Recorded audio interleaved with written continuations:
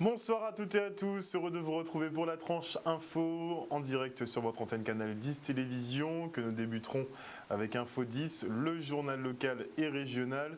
À 19h, vous retrouverez Richard Etienne pour C'est le foot, mais pour l'instant, place à l'actu.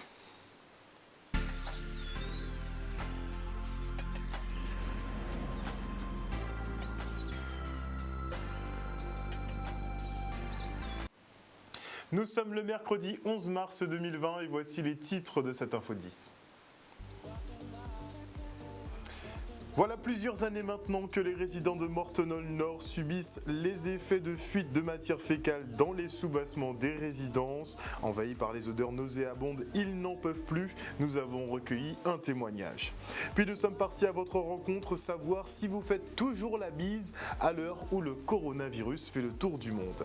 Et en fin d'édition du sport, avec des élèves porteurs de handicap qui se sont essayés au kitesurf, mais version handi-kite. L'offre de Xavier Niel concernant la reprise du journal France Antilles et de 126 salariés du groupe a été mise en délibéré au 17 mars par le tribunal de commerce de Fort-de-France. Restera à définir qui va partir et qui va rester selon des critères comme l'âge, l'ancienneté et la situation familiale. Un plan de départ volontaire devrait d'ailleurs être mis en place, mais visiblement sans départ attrayant pour les salariés. Le quotidien devrait faire son retour dans les kiosques le 1er avril prochain avec un business plan qui tient jusqu'en 2022. On débriefe l'audience avec Franck Breland, délégué du personnel du syndicat national des journalistes, et Willy Anastase, secrétaire CSE FA Média Antilles.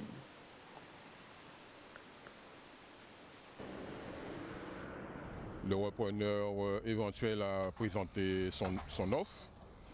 Et puis, bon, on lui a posé quelques questions. Enfin, quand je dis on, ce n'est pas les salariés, c'est le tribunal, les avocats, le mandataire judiciaire, et voilà. Et puis, ça a duré un peu plus de 2 heures. Et en bout de course, le procureur a donné son avis, qui est un avis favorable. Et ensuite, la présidente du tribunal a décidé de mettre son jugement délibéré au 17 mars. Nous pas venir personnellement, nous voyons bras droit, c'est Anthony Marek, c'est équipé PDG à Holding là, qui NGJ, Holding à Missé. Missé, bon, il vient, il présente nous projet, toute question nous peut poser, très évasif. Mais nous, et c'est là nous quand nous comme confiné de compte, c'est Kébé à Aniel, il dit nous là, il y a un journal là qui disparaître, on laisse ça disparaître, nous là, comme c'est Bougon, nous, pense ça, et nous, quand des gens nous aider à habiter, mettre ça sur pied. Parce que je là où regarder toutes les questions que nous pouvons poser, notamment si organisationnel, statut d'entreprise là, qui j'ai ça qui fonctionne, ça donne les réponses sont évasives. Il est évasif, mais ça veut dire qu'il veut travailler avec le représentant du personnel, il veut travailler avec les salariés pour monter le projet là. Mais en même temps, le cas de ça, mais là, nous poser, nous dire comme quoi venir nous si dans notre table que nous pouvons parler, notamment que nous t'ai amélioré off là, et pas bon nous suite. Alors bon, entre temps, quand on veut faire, nous avons regardé, nous avons attendre, nous avons laver, nous avons bon nous. Ça veut dire nous avons dit, et nous dit ça, nous ne veut pas venir faire un coup. Parce qu'on a pensé comme quoi, pas respect pour les salariés, pas respect pour le peuple Guadeloupe, Martinique et Guyane, il est temps pour s'habiter à s'arrêter. Nous pas là pour nous faire 2 ans encore, et pour nous retrouver nous là en 2022, après l'élection, tout bien fait, nous allons retrouver dans les mêmes 4 figures là. Ça va, si ouais, c'est ça, ça va servir à vaut mieux qu'il nous nous toutes des words, depuis aller, et finir avec ça. Un reportage signé Michel Depape. Et voilà plusieurs années maintenant que les résidents de Mortenol-Nord à Pointe-à-Pitre subissent des remontées d'eau usée et des fuites de matière fécale dans les soubassements des bâtiments. Envahis par les odeurs nauséabondes, ils n'en peuvent plus. C'est sans compter d'ailleurs qu'en matière d'hygiène, ce n'est pas top, mais du tout. Regardez.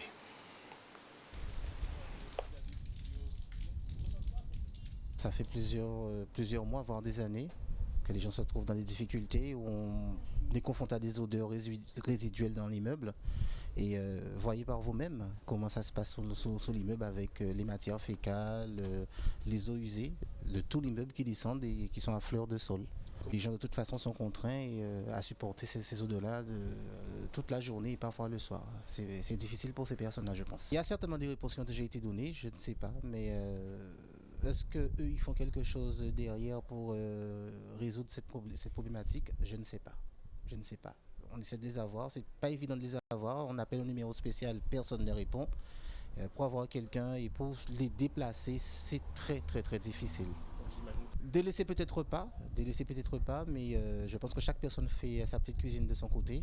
Et c'est dommage quand même que les gens, un immeuble qui a quand même plus de 50 ans, que les gens vivent dans ces conditions-là. L'immeuble est peut-être encore aux normes, on ne sait pas, mais entre la SIG qui se renvoie la balle avec la municipalité qui a déjà des problèmes, eh ben, ce sont les habitants, les locataires qui sont un petit peu pénalisés dans toute cette histoire. Il y a des édifices où les personnes ont été relogées. Il y a d'autres qui ont été détruits, des reconstructions. Donc je pense qu'il y a une campagne de reconstruction des immeubles. Mais peut-être que Montonol fait partie, mais avec toutes les difficultés financières que la municipalité rencontre maintenant, ce sera quand? Donc on ne sait pas. Entre-temps, jusque-là, les gens sont obligés de rester dans cette situation. L'épidémie de coronavirus est désormais considérée comme une pandémie par l'OMS. Le phénomène s'accélère en Europe et surtout en Italie où l'on compte 827 décès et 12 462 patients infectés. 15 personnes sont mortes en France ces dernières 24 heures, ce qui passe le bilan à 48 personnes décédées. Plus de 500 nouveaux cas ont été enregistrés en quelques heures à peine. En Guadeloupe, nous n'avons toujours pas de cas avérés, une bonne chose. La Martinique, elle, par contre, a décidé de placer en quarantaine un navire de croisière de la compagnie Costa qui doit faire escale à Fort-de-France jeudi. La préfecture suspecte la présence à bord de porteurs du coronavirus. Le bateau, lui, se situe à 6 km des côtes, à l'entrée de la baie de Fort-de-France. Et face à cette menace, le gouvernement français continue de marteler les mesures de sécurité qui consistent à éternuer dans son coude et éviter de se faire la bise. Et si certains ont décidé de continuer à dire bonjour à l'ancienne, d'autres innovent avec des checks peu communs avec les pieds ou les coudes pour le coup. Et vous, que faites-vous pour dire bonjour maintenant? Le micro-trottoir. On n'a pris aucune précaution particulière puisque en Guadeloupe, il n'y a pas de cas de coronavirus, donc il n'y a pas de risque. En même temps, pour moi, elle n'est pas venue en Guadeloupe encore, le coronavirus, ou alors j'en ai pas entendu parler, mais non, rien n'a changé. Pour l'instant, non. En Guadeloupe, on est, à mon avis, pas encore touché, donc on reste, on fait comme d'habitude, quoi, pour l'instant. Je fais la bise, oui, je fais la bise, tout le monde. Je fais la bise à tout le monde. Ouais, on serre la main, hein. On embrasse, hein, toujours. Hein. Tout le monde dit qu'en Guadeloupe, il n'y a rien encore. Il faut attendre. Quand ça va arriver, on va adopter les principes de la chose. S'il ne faut plus embrasser, s'il ne faut plus serrer la main, on ne serrera plus la main. Hein. On va checker. Je regarde avant. Si la personne veut m'embrasser, je l'embrasse. Si on veut me serrer la main, on me serre la main. Mais j'ai rien changé. Mes proches, je leur dis bonjour, je leur serre la main, il n'y a pas de problème. Hein. Bon, ceux qui ne veulent pas, je ne peux pas les obliger, mais en principe, j'ai gardé mes habitudes. Quand ça arrivera, on prendra d'autres dispositions, c'est sûr. Si je vois les gens me font des signes avec la main, je fais des signes. Mais auparavant, c'était comme ça. Hein. Les gens disaient avec la tête et la main. Et ensuite, ça s'est un petit peu amélioré pour être plus familial avec les gens, on embrassait les gens. Maintenant, mais de notre temps avant, on n'embrassait pas les gens. Alors oui, je suis les instructions. Alors on ne se dit pas bonjour, enfin s'embrasser pour prendre des précautions. Quand quelqu'un a serré la main, signe de tête, je préfère ça, tu vois. Puis quand je vois des vidéos avec les petits pieds, machin, apparemment ça a l'air sympa. Mais sinon, serrer la main, c'est pas tout mon truc. Non, cette histoire de pied là, c'est ridicule. Ni le coude, on dit, certains enfants me disent, oui, maintenant on se donne des coups de coude. J'ai dit, mais on dit d'éternuer dans le coude et ensuite tu vas te donner des coups de coude. Non, j'ai dit, c'est pas bon non plus. Je lui dis, tu dis bonjour. C'est simple. On n'a pas besoin de faire de gestes, des choses comme ça. Ouais. Vous savez, je ne suis pas trop faire la bise. Donc ça ne me gêne pas trop de ne pas en faire. Dire bonjour, pour moi, c'est suffisant. Un reportage signé Stanley Manicor et Dylan Bégara. Et on se rend maintenant à l'Institut Pasteur qui est en capacité de tester les patients qui seraient positifs au coronavirus Covid-19. Un examen peu contraignant, sans prélèvement sanguin. Les chercheurs n'ont besoin que de sécrétions respiratoires pour l'analyse. Regardez. Alors combien de prélèvements on a reçu? Pour le moment une soixantaine, depuis donc une dizaine de jours qu'on a mis la technique en place. Pour le moment, toujours les 3 positifs qu'on avait mis en évidence au début de l'épidémie, des patients de Saint-Barthélemy, et aucun cas en Guadeloupe détecté pour le moment. Alors le test, c'est une PCR, ça s'appelle. Donc ça consiste à amplifier une toute petite partie du génome du virus. Donc ce test, il se déroule en 2 étapes. Une première étape qui est réalisée au CHU de Pointe-à-Pitre, qui est l'extraction, c'est-à-dire qu'on va prélever le matériel génétique des cellules du patient. Et ensuite, on va rechercher le virus par la technique de PCR dans l'extrait qui a été réalisé au CHU. Et cette partie-là donc, est réalisée à l'Institut Pasteur. C'est un prélèvement nasopharyngé, on dit avec un écouvillon. En fait, on va gratter les cellules au niveau du nez et au niveau de la gorge également. Donc on va le rechercher en fait dans tout ce qui est sécrétion respiratoire, puisque c'est là que se situe le virus. Pour le moment, toute la surveillance, tout est bien mis en place, tout est bien contrôlé en Guadeloupe. Le système fonctionne dans sa globalité.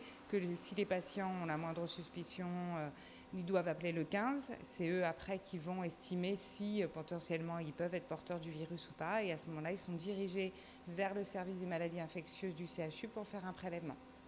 Donc c'est vraiment tout un faisceau d'arguments qui vont dire si le patient peut être atteint du Covid-19 ou pas.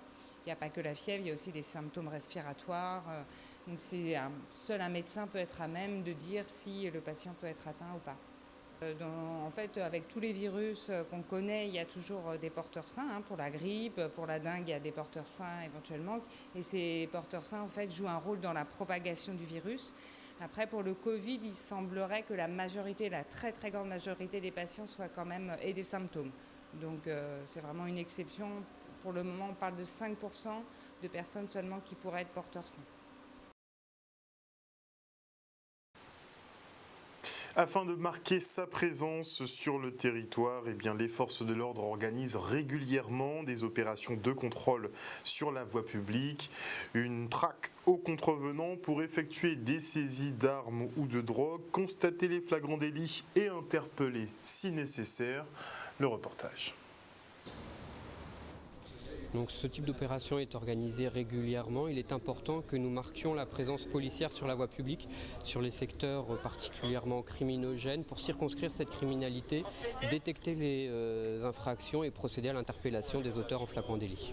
Là-dessus, il y a un travail important qui est mené par l'ensemble des équipages de voie publique sur la circonscription pointoise, puisqu'effectivement il existe des enjeux en termes de sécurité par rapport à la découverte d'armes, de stupéfiants, d'individus qui sont recherchés par la justice. Et il est important que nous soyons là, les services de la voie publique sont régulièrement engagés sur ce type d'opération pour procéder à des interpellations. Ces opérations, donc, nous voulons, pour qu'elles soient le plus efficaces possible, engager l'ensemble des savoir-faire du commissariat et des policiers. On a des effectifs en tenue, des effectifs en civil, des motards également, des unités spécialisées comme les chiens qui procèdent à la détection de produits stupéfiants. Il est vraiment important que l'on mette en avant tous nos expertises et nos savoir-faire pour procéder à la découverte des infractions et des produits stupéfiants. Alors là, ces opérations sont menées au regard de l'analyse que nous faisons de la délinquance. Parfois, certains contrôles ne mènent à la découverte d'aucune infraction, d'aucun produit stupéfiant. Parfois, nous procédons à des interpellations, à des découvertes. Mais en tout cas, il est important, tant en termes de prévention que de dissuasion et de répression, que ces opérations soient régulièrement marquées, que la population voit l'engagement des services de police et que nous soyons là où il est nécessaire que nous endiguions le développement de la délinquance.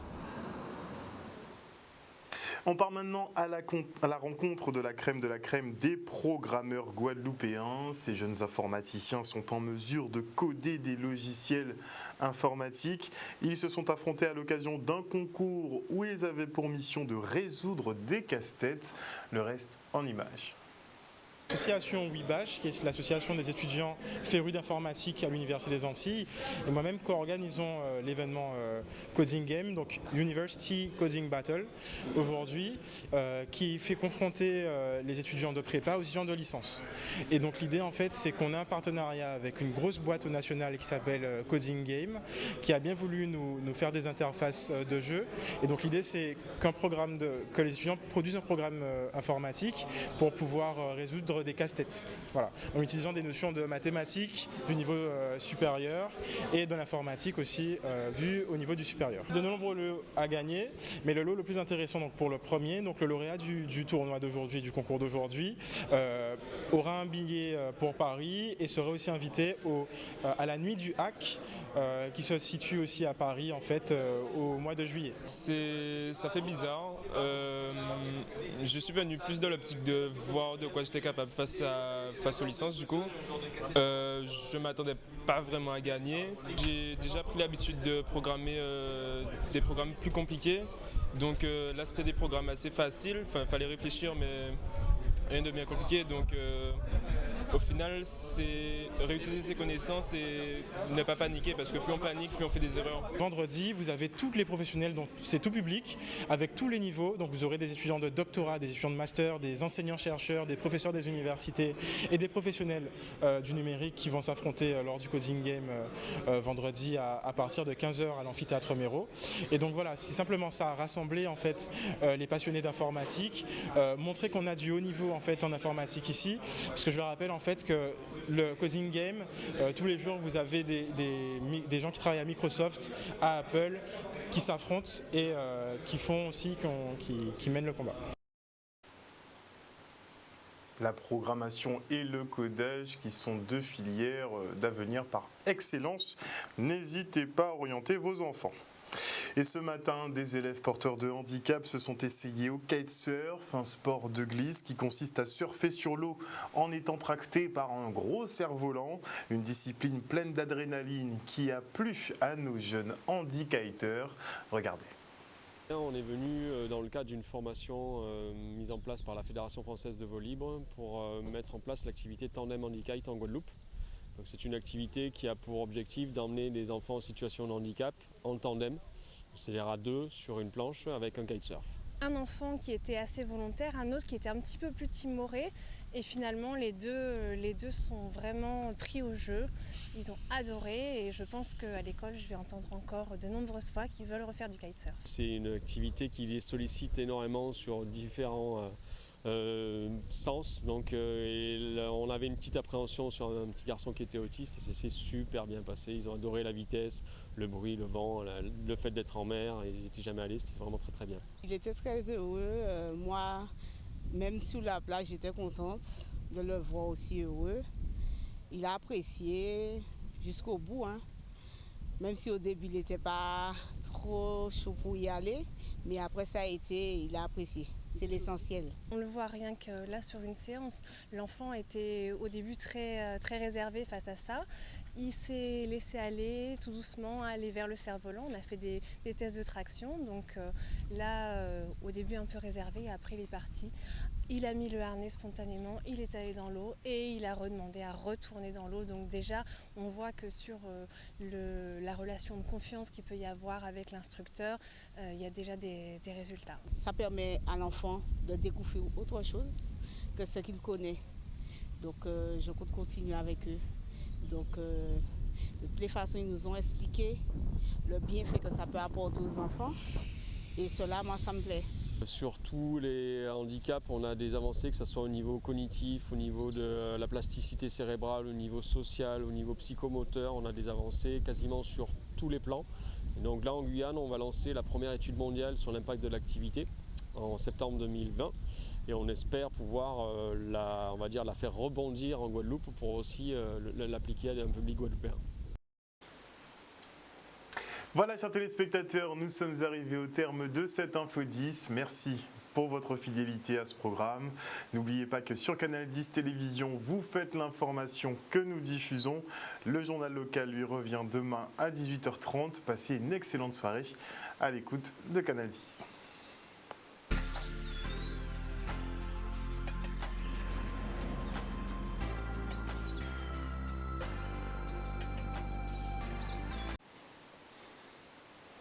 À venir dans la tranche info sur Canal 10 et juste après la coupure publicitaire, vous retrouverez Richard Etienne pour son émission C'est le foot. Et ce soir, il parlera de la prestation de la sélection U20 à Curaçao, c'était en février dernier. Et il parlera aussi du championnat de la Régionale 1. Une émission à ne pas manquer pour tous les férus de foot, n'est-ce pas, qui ont vu la victoire du PSG en dehors du stade. C'était folklorique quand même. Et je dis un petit bonsoir à tous nos internautes et à Françoise Rose. Bonsoir à Jean Dubuc.